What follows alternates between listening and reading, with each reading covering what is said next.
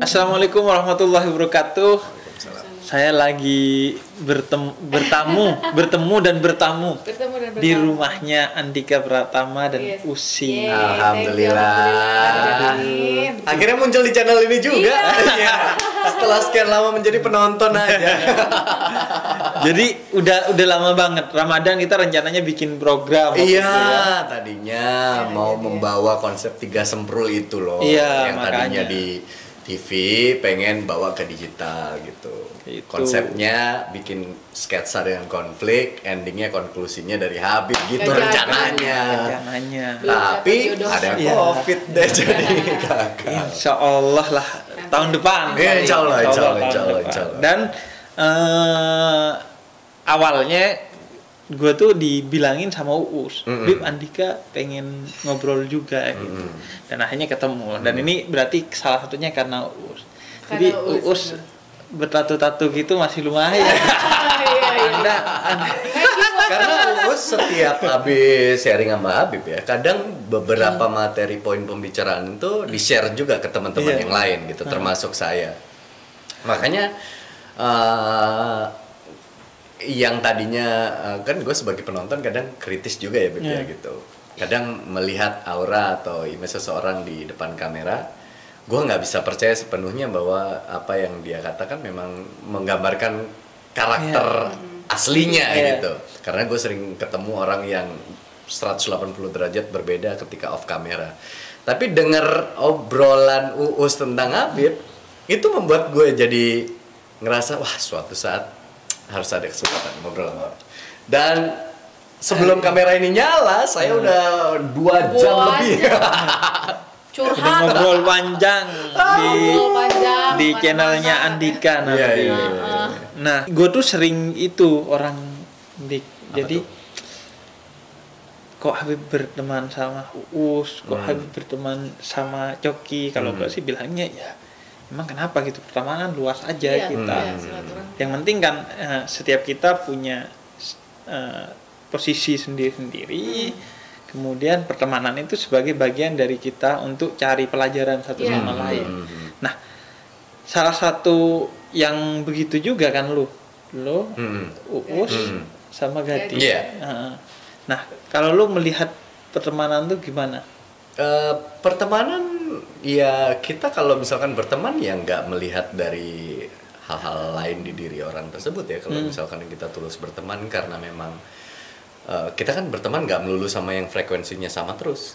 Sama aja gitu, berteman sama Uus dan Gading selalu menemukan warna-warna yang berbeda aja gitu. Kadang pandangan kita berbeda, kadang cara berteman kita berbeda, kadang kita membahas satu masalah dari 3 perspektif yang berbeda. Justru itu seru. Jadi kita bertiga itu sekarang bisa dibilang ya saling lengkapin satu sama lain gitu. Gue punya kekurangan ditutup sama mereka berdua, Gading punya kekurangan, gue sama Uus yang nutup, Uus yang lebih banyak kekurangan. kami yang nutup gitu. Jadi esensi pertemanannya benar-benar pure karena gue pengen jadi temen lu gitu.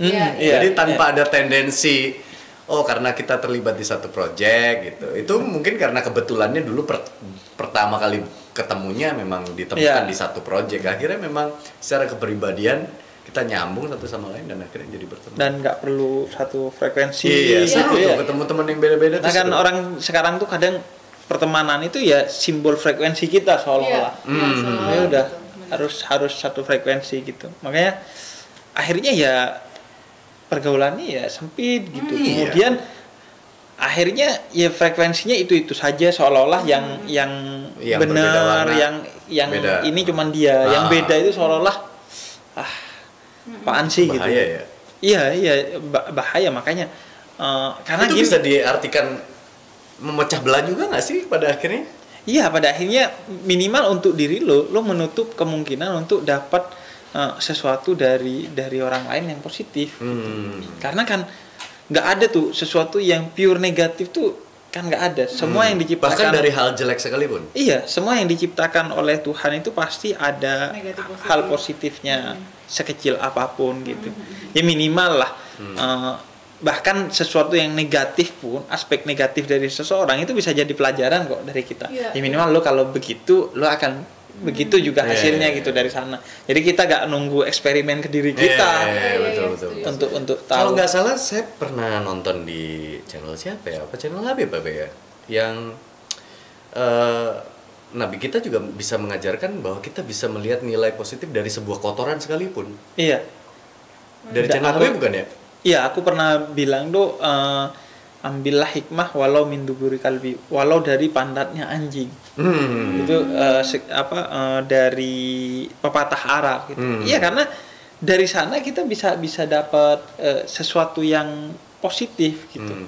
Kalaupun sesuatu positif itu muncul bahkan dari bukan mulut lu bahkan dari pantatnya anjing, kita ambil aja. Karena kata Nabi, kebaikan itu adalah harta karunnya seorang muslim.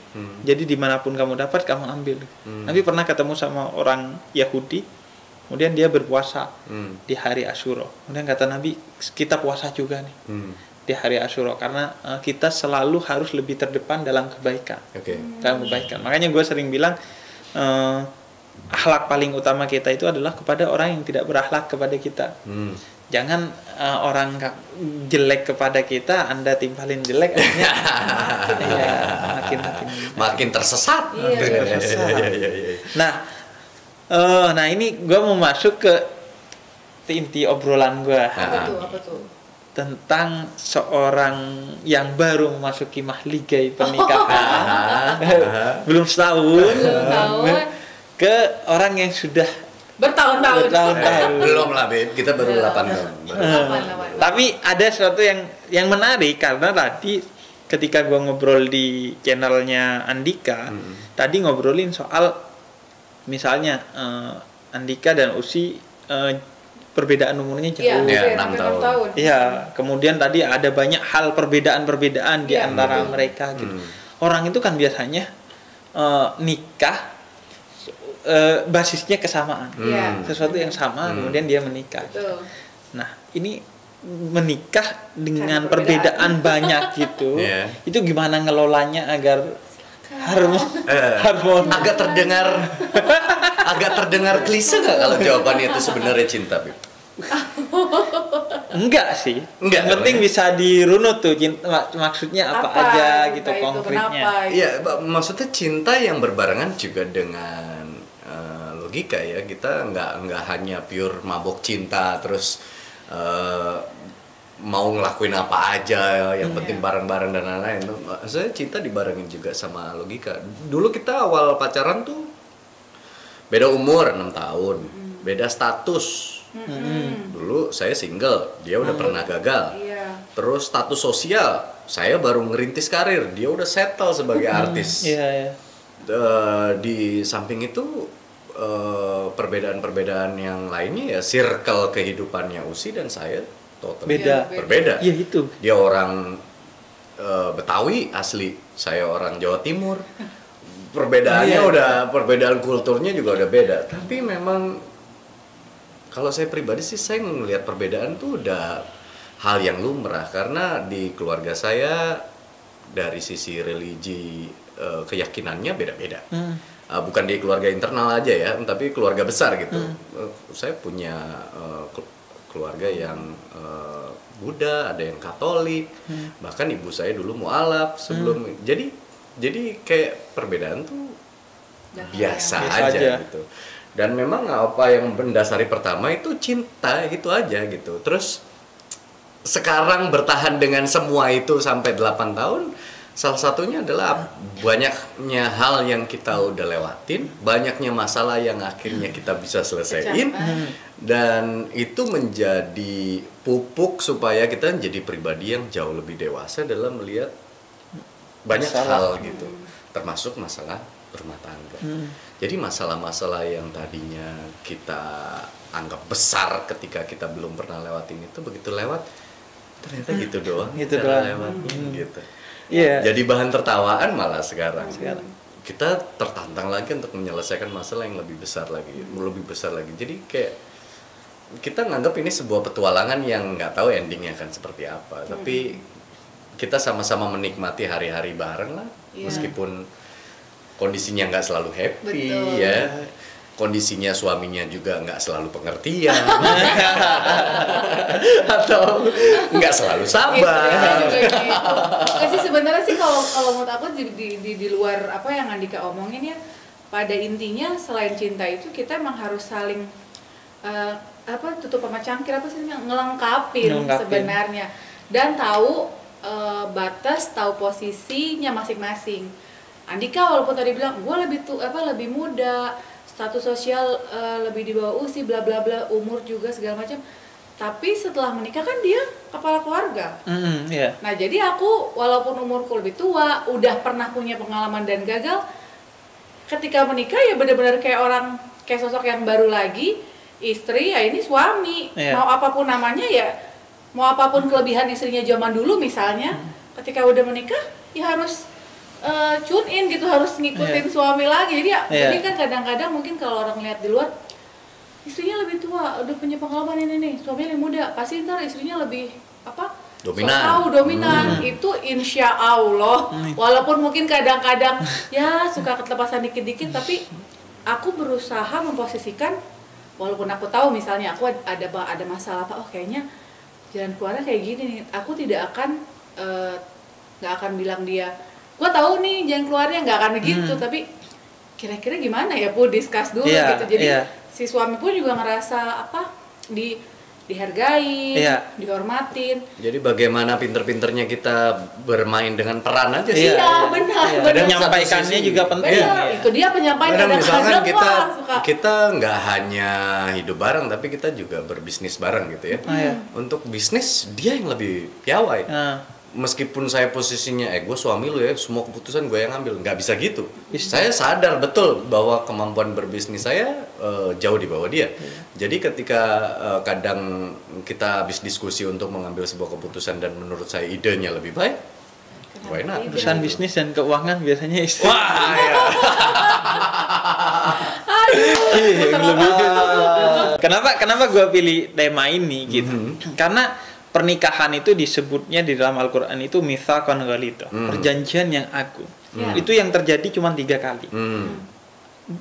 Yang pertama adalah antara Allah dan Bani Israel, kemudian yang kedua antara Allah dan nabi-nabi terpilih ulul azmi. Jadi bayangin, ini seperti perjanjian Allah dan para nabi. Itulah perjanjian pernikahan itu posisinya gitu kalau dalam Islam.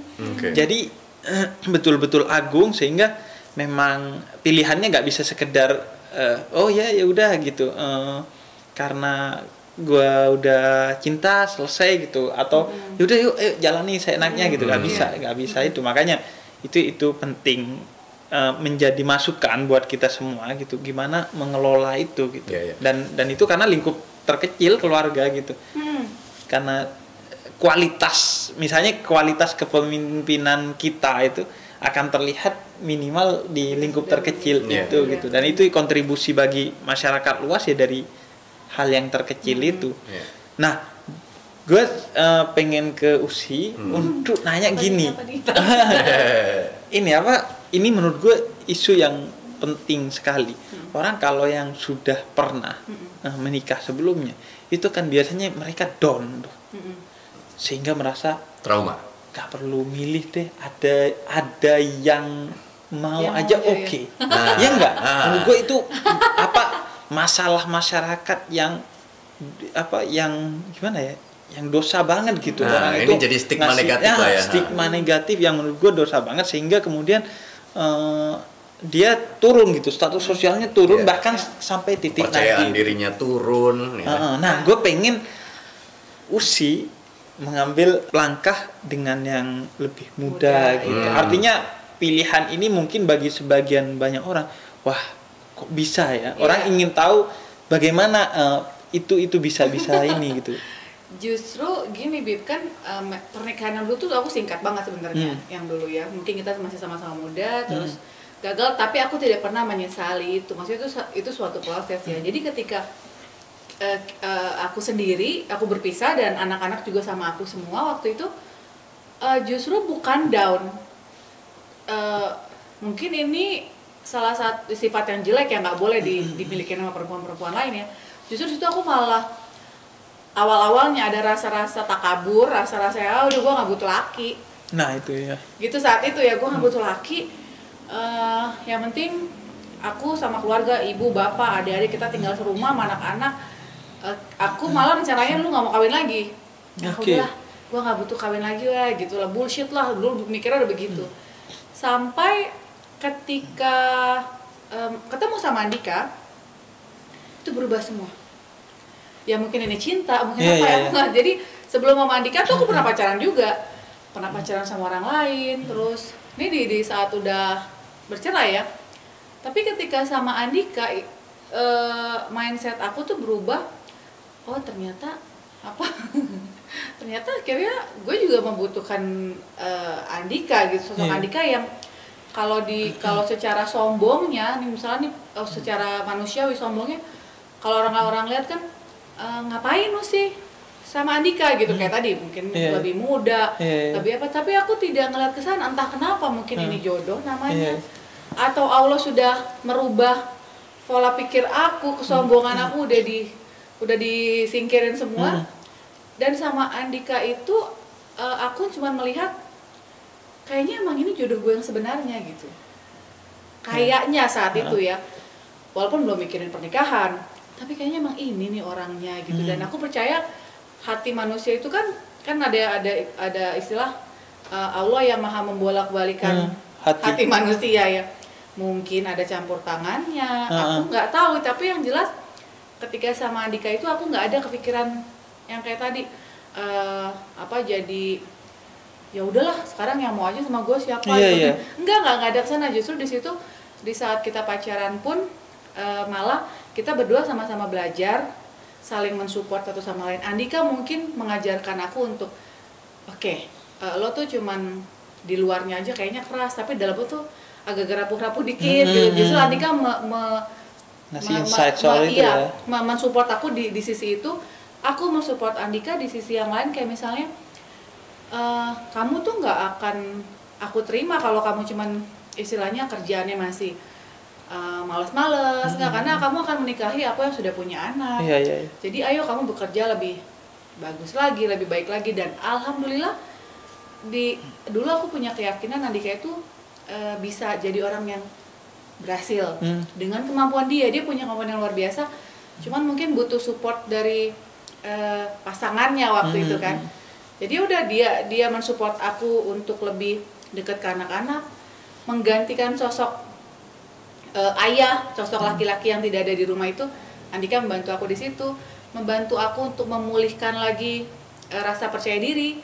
Aku juga mensupport dia di sisi yang lain untuk ayo nih, hidup itu nggak cuma begini aja, hidup itu harus lebih sukses, lebih maju karena dia punya kemampuan gitu. Jadi saat itu sebenarnya kita saling melengkapi, saling belajar 5 tahun ya. Kita 5 tahun, hampir 5 tahun ya Bu ya.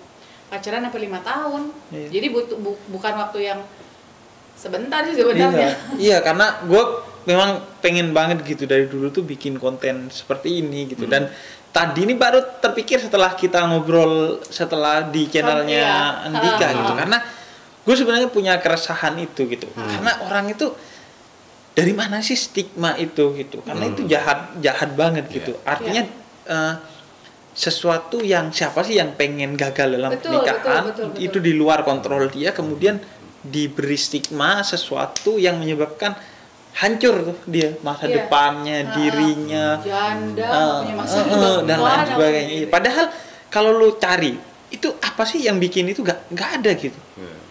Gua misalnya kalau dalam Islam nggak ada. Nabi itu menikahi Sayyidah Khadijah persis kasusnya. Pertama janda, kemudian yang kedua jauh lebih tua dari Nabi Muhammad gitu. Itu contoh yang udah selesai itu sebenarnya seharusnya kan. Itu contoh yang menyebabkan tidak ada umat Islam yang membangun stigma negatif dalam pernikahan yang beda usia dan pernikahan yang beda status. Tapi entah kenapa itu kayaknya itu manusianya sendiri nggak sih, Beb? Karena kita pernah dengar juga ada fase-fase di mana manusia tuh membuat golongan-golongan mereka sendiri gitu. Bahkan dulu mungkin wanita kayak barang ya dulu ya. Iya kan? Warga negara kelas kedua, bahkan jadi objek. Nggak pernah punya tempat lah ibaratnya di masyarakat. terus sampai ada istilah penggolongan manusia berdasarkan warna kulit dan lain-lain kan kayaknya manusia sendiri deh. Mungkin stigma janda itu begitu dimulai di masa-masa itu kan, yang bergulir terus gitu. Kayaknya sekarang orang kalau menyandang status janda itu bukan hanya di Indonesia, mungkin di luar juga begitu ya. Pasti janda tuh ya martabatnya tuh rendah, begajulan. Dulu aku cuma punya prinsip gini, Bib, tunjukkan kalau gini, janda itu bisa jadi janda yang terhormat. Dulu aku cuma sombongnya begitu. Jadi aku akan menunjukkan diri kalau aku tuh janda terhormat gitu ya, pasti dengan cara perilaku. Pasti ada ininya dong, ada kontribusinya, nggak cuman gue janda terhormat tapi kanan kiri hanya nggak begitu juga kan. Jadi betul. Sebisa mungkin kayak aku harus mengurus anak dengan baik, jadi anak yang baik buat orang tua. Istilahnya outputnya benar-benar sama apa yang diomongin, bukan cuman gitu. Janda begitulah gitu. Nah jadi kesian sih sebenarnya. Sekarang pun aku masih sering dapat tuh misalnya kayak di DM, Kak gimana sih biar aku janda biar jadi janda ya? Nah ya itu baik-baik banyak gue pikir gimana ini ya gitu. Yang resah begitu, gue pengen kan nggak mungkin gue yang ngasih motivasi. Tapi sekarang gini, mau nanya gini Beb ya. Ini kan kita nggak pernah bisa tahu cara kerja Allah ya. Kalau kita percaya bahwa hati manusia itu digerakkan juga oleh Allah ya. Ketika muncul rasa cinta sama seseorang, itu pasti ada campur tangan Allah juga kan. Dengan seizin Allah hati itu berkata bahwa kayaknya gue cinta sama si A gitu. Dan akhirnya manusia ini merasa bahwa mungkin ini jodoh gue. Sampai akhirnya mereka menikah, katakanlah demikian. Terus tiba-tiba di tengah pernikahan mereka pisah. Ini kan atas izin Allah juga. Yang gue mau tanyakan adalah kenapa ada misteri itu gitu? Kenapa dibuatkan jalan kehidupan seperti itu gitu? Itu kan semua ada campur tangannya Allah. Ada. Jadi ada campur tangan Allah berupa fasilitas yang Allah berikan. Allah berikan ini dan itu. Kemudian yang kemudian menentukan arahnya itu adalah manusia sendiri. Seperti lo tahu kereta listrik gitu kan? Nah, listriknya itu dari Allah. Tapi masinisnya manusia. Mau ke kanan, mau ke kiri. Tapi cuman gue pengen mengklarifikasi tentang bahwa menikah itu bukan kemudian harus dan umurnya sekian. Begitu juga kalau bercerai pasti negatif. Itu enggak gitu. Bahkan menikah sebagian ulama misalnya Ibnu Taimiyah itu tidak menikah. Karena fokus kepada ilmu gitu, tidak menikah. Jadi artinya spektrumnya tuh bisa jadi wajib bagi sebagian orang yang sudah mampu dan lain sebagainya, dia wajib menikah atau bahkan ada yang haram. Kalau dia menikah kemudian akan membahayakan dan lain sebagainya ya gak usah gitu. Begitu juga perceraian. Kita dapat framingnya bahwa kalau perceraian itu dibenci Allah. Pasti begini. Itu bukan pada perceraiannya, tapi bagaimana itu terjadi gitu. Tapi kalau memang hubungan yang dipertahankan akan membawa madarat, keburukan bagi dia, ya justru wajib perceraian itu.